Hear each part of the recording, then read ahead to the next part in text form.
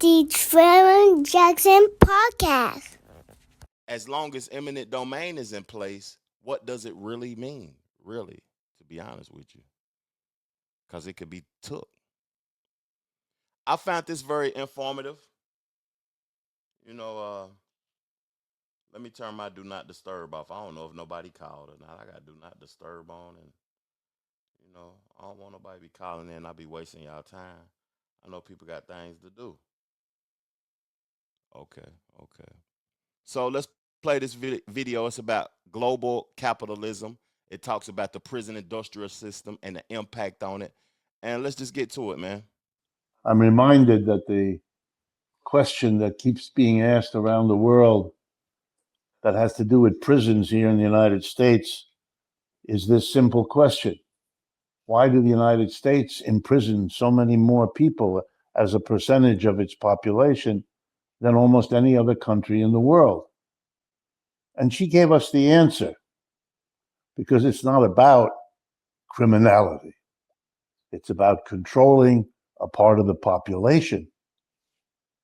You pretend that they are criminals so you can put them in under the heading of criminal. But if you're trying to solve a social problem by putting people away out of the community in an enclosed space, and you can call it criminal, then you get the weird statistic that your numbers are off the chart relative to everybody else. And I have to tell you, because in large part, the people in most other countries do not allow such a thing to happen. And as Americans, you ought to ask yourself, as I do, what is it about our country that allows such a thing to happen and to be perpetuated and to produce? You all know, and I don't want to digress, it costs much more per year to put a person in jail than to give them a decent job and an income. It is outrageously inefficient to do this.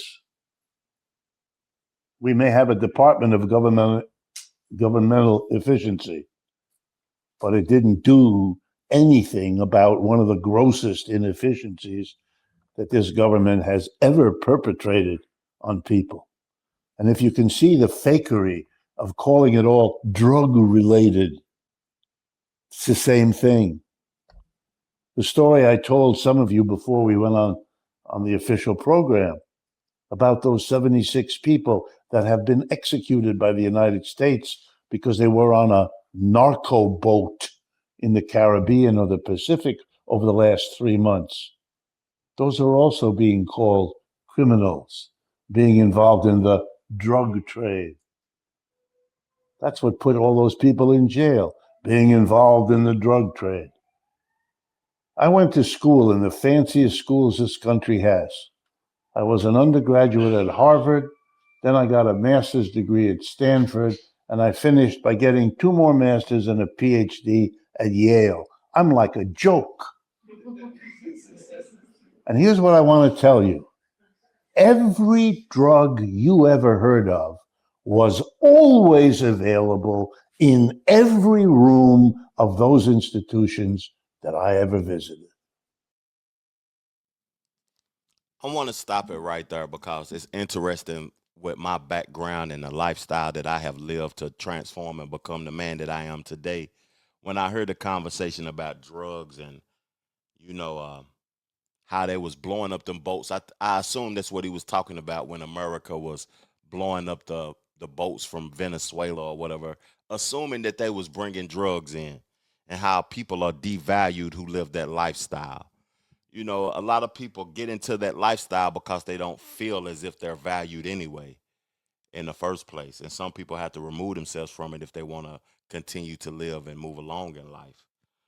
Well, he is talking about the imprisonment system. My concern about that is that majority of black men is in the prison system. It's a very high percentage of us, but we make up like the least amount of people in the population in the United States. He was saying that the government efficiency is very inefficient to continue to lock people up. I'm not saying that he's wrong, but it got to be some sort of benefit for them to continuously do it.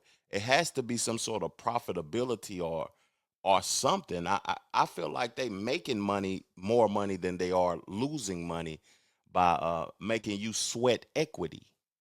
You know, because a lot of people get in there and they don't have no family on the outside. They still want to eat.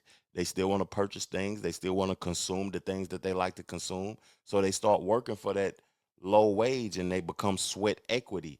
You know, if you can get laborers for 25 cents an hour, it has to be some sort of benefit to it for them to continuously do it and to heighten the situation and want to lock more people up. Man, I went to my hometown yesterday. It's only a 250,000 population city.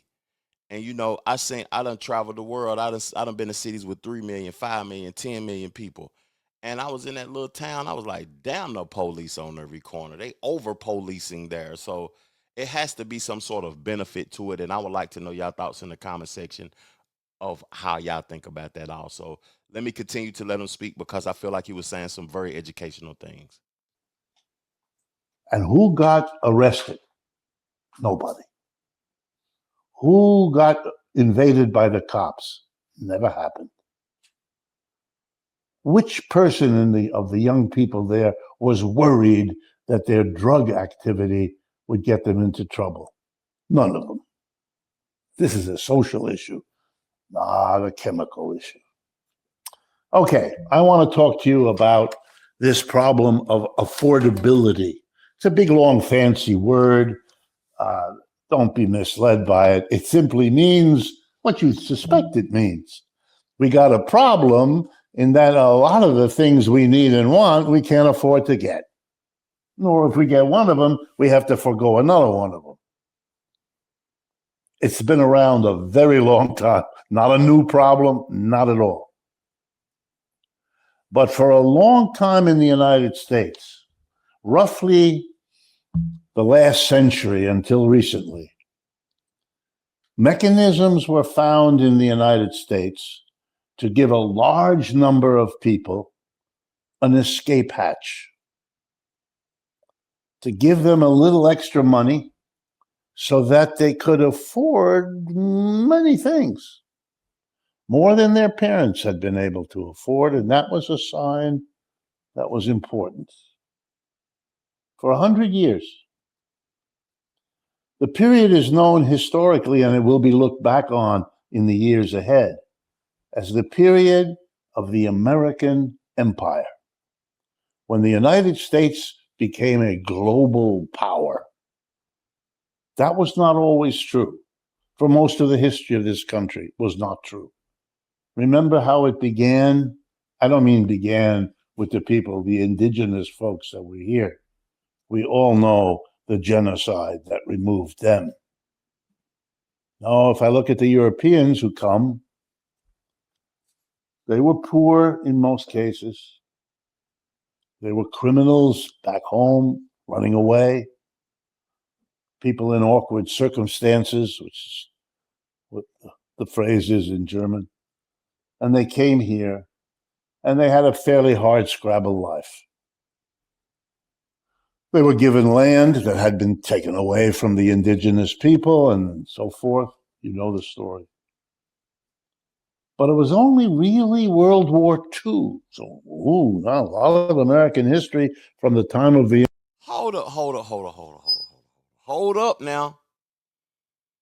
Hold up. We talking FBA conversations. We talking about Native blacks. Did he just say they were given land that was taken by the government from the Native people? Did I just hear that out of this man's mouth? Hold up now. Independence War of 1776 to World War II, 1942.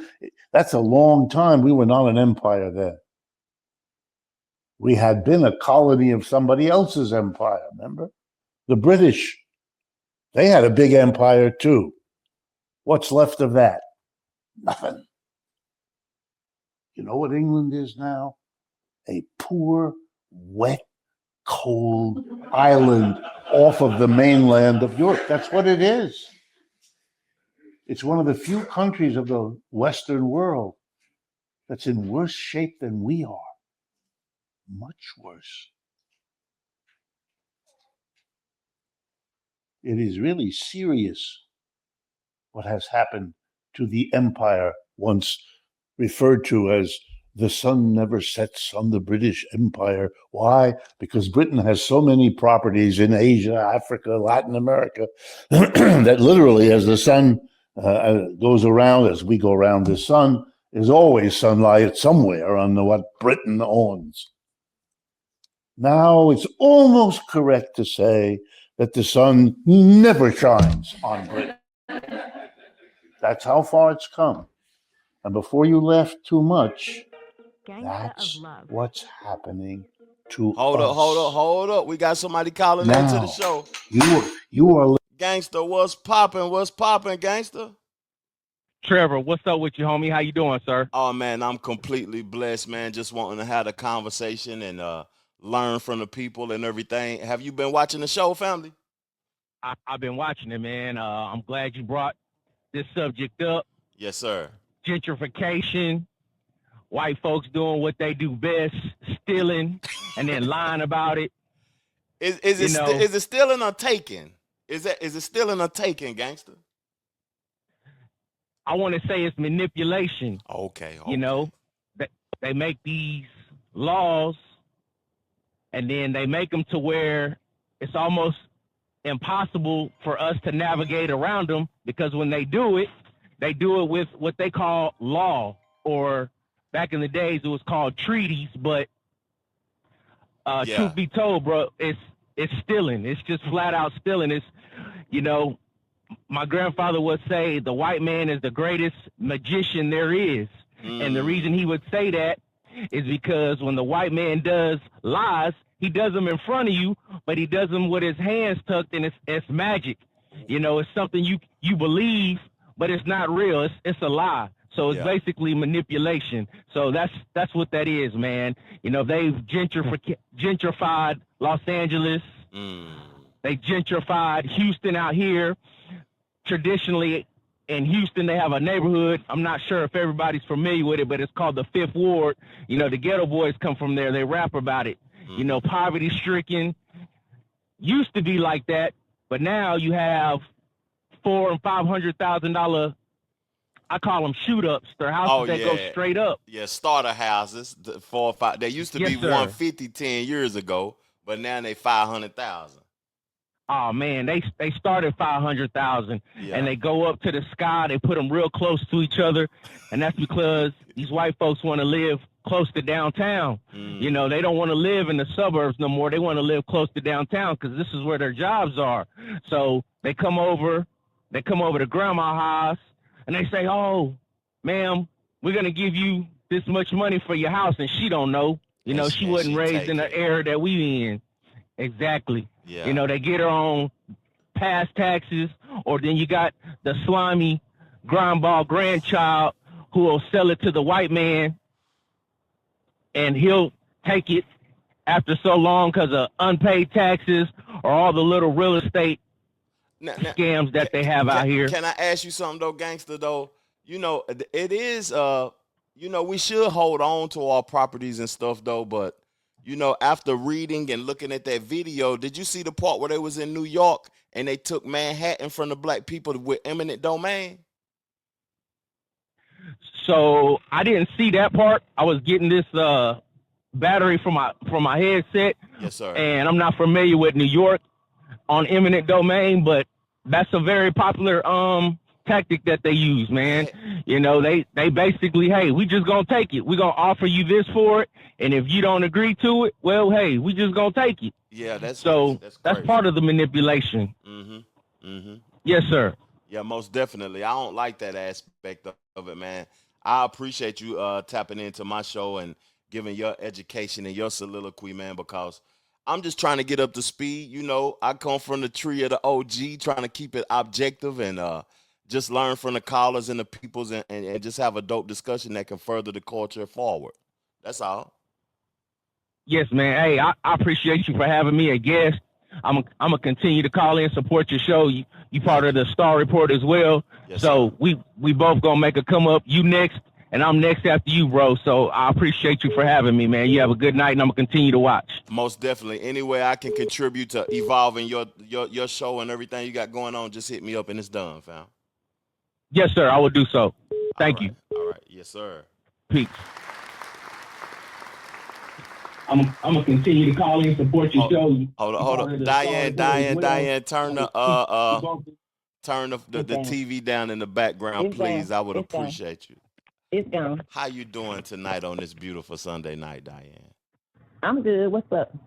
Just cooling, man. Just having a conversation, trying to learn about these unknown towns, about how the government uses laws that they created to hinder black people's growth, and how capitalism is used as they promote capitalism as something that is beneficial for all and give all the opportunity at becoming rich to live the American dream. But it seems as if capitalism is a system that hinders more people than it hurts. But so far of what you heard from the show, Diane, what is of your interest? Thank you for supporting me, and let's further the conversation and help our people. Okay. So when you talk about what is it called? Intimate domain or whatever it's called, right? So I've heard the word before. And from what I see that the word means is the government can take it, but the government has got to use it for government things, right? Example, there's a family that this black Democrat guy, I found out who did it for them. This black Democrat guy got them this very expensive property out in California. What is it called? Something Beach in California. Muscle Beach. It's a lot of beaches in Cali. Anyway, it's something beach, right? Black people own this land. So white people bought some land around it, right? And they had this, huge spot. And the white people didn't want the black people there. The government came in and told them that they had to get off of that land because the government was going to use it for something, right? Okay, they never used it for anything. They allowed people to do things on it, like buy the land or build on the land, but the government never did anything with it. Remember, I keep telling you, the government can take it, but they got to do something with it. If the government, like, say, for example, put a museum on there, right? Yes. If you don't do something that's like that on it, then to take it and give it to you just simply means the government took my land and gave it to you. But on paper, I still own that land. Hold up now. Taz, she said it was called Bruce's Beach also, Diane, in the comment section. Okay, that's it. So, but educate me on how can they take the land, because I'm a licensed, I got my real estate license in North Carolina, the hardest state to obtain them. They teach law here. So educate me on how the black person still own the land, but their private land was took for public use by the government, but they still own the land. Diane, educate me, please. Okay, so let me say this. Let me go back to this. I keep I don't know if you remember me telling you about what's called the PAPL, PAPAL doctrine. This is very important to know. Now, for the people, this is no disrespect to anybody on your show or anybody listening to this who wants to practice Christianity, who wants to deal with the Bible, who wants to do all that. But let me show you how this land was not a Christian nation. I got to go there first in order to wrap it all the way back around, right? Educate. Now, The Trevor Jackson Podcast.